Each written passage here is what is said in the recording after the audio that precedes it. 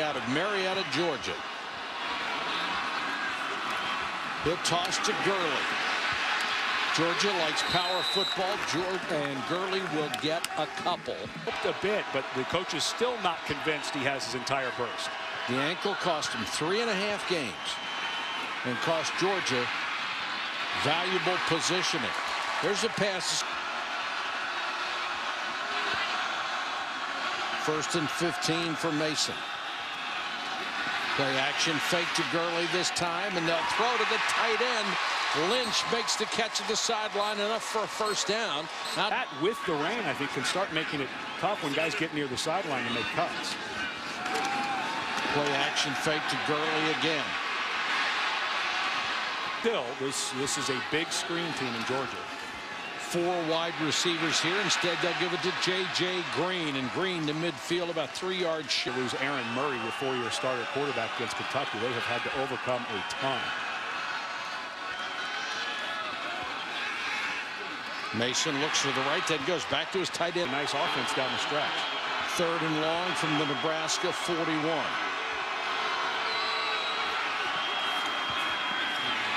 Mason under pressure and down it. On the plus side of the field, they had a plan for Bout. It just seemed like a strange play to bring him in on.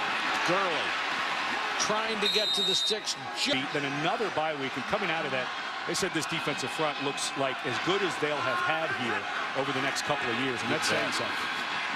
3rd and 8 over the middle to Lynch, the tight end again.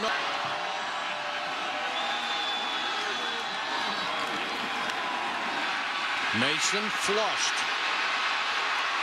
Can't get away, and then that could. Experience to be part of such a great university, a great program with some great coaches and some great friends, I'll have for the rest of my life. And like I said, I really did cherish these past 4 years, and looking to be a dog for the rest of my life now.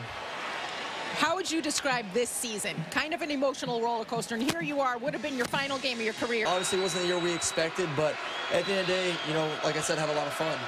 Give us a quick scouting report on Hudson Mason. He's a guy that has sat behind you for 4 years now. You know him pretty well. Oh, he's tremendous. He's a heck of a ball player. And now Keith Marshall went down. He became a bigger part of the plan. 3rd and 6 for Mason. All day to throw. It was long throws, some to Connolly, that really were the difference in that game. None of those so far in this one.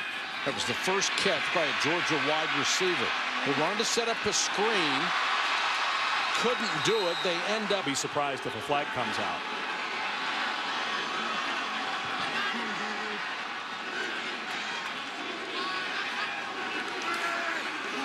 Mason pressure coming up the middle, throws deep sideline again to his tight end. Lance. Back is Green, and they'll give it to him. Trying to use that.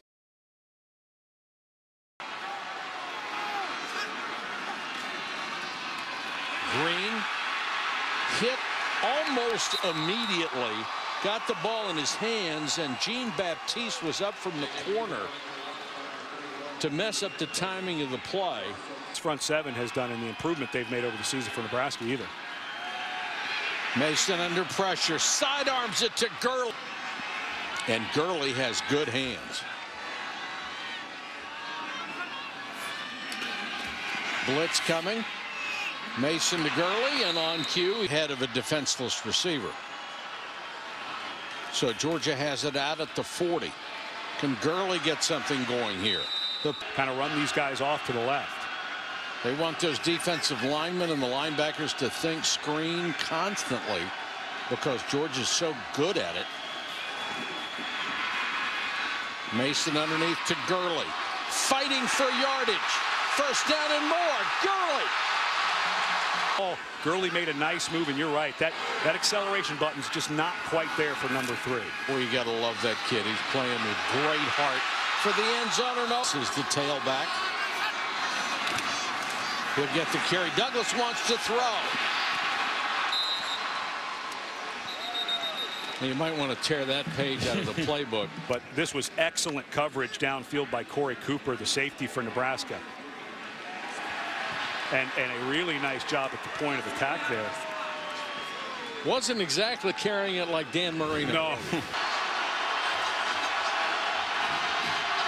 Another big third down.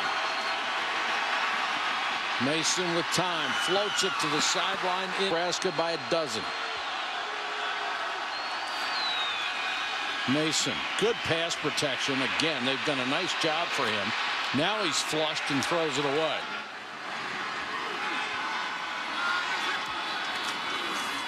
Play action fake to Gurley. Mason keeps the play alive and then throws it away. Coverage by Nebraska, and of course the injuries to top-line players for Georgia. Quick throw complete. Mason under pressure, lost the ball. And before to see if that was a safety on Armstrong before that long throw. So Georgia still with 2 timeouts and their coach's challenge. Mason with time, floats it to Gurley. And Gurley will walk in. Gurley, power sweep. That area has been pretty solid, although Georgia's starting to get a little momentum here late. Big down here, 3rd and 5.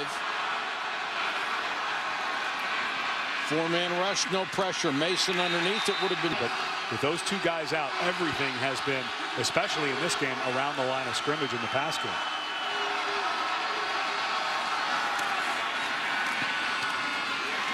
Slant caught at the 30-yard line by Chris Conley. That'll be enough for a first down. Good catch there, good throw by Mason on the slant. Fake to Gurley. Wide open, Bennett. And Bennett down to the 22-yard line. Georgia, when they lost sight of Enunwa, there was a slip at the line of scrimmage. Stanley Jean-Baptiste was in man coverage. 3 wide receivers to the far side. Gurley offset with Mason. Going to leave in the hands of Mason. He throws over the middle. Cannot let them tick this clock down and get the touchdown. Down the middle, Conley makes the catch, takes a in practice last week.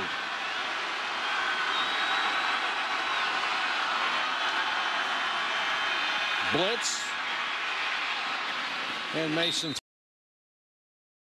Because they still can pick up the first down. You'd waste them now. Fake to Gurley. There's a post and an incomplete. Good in the pass game.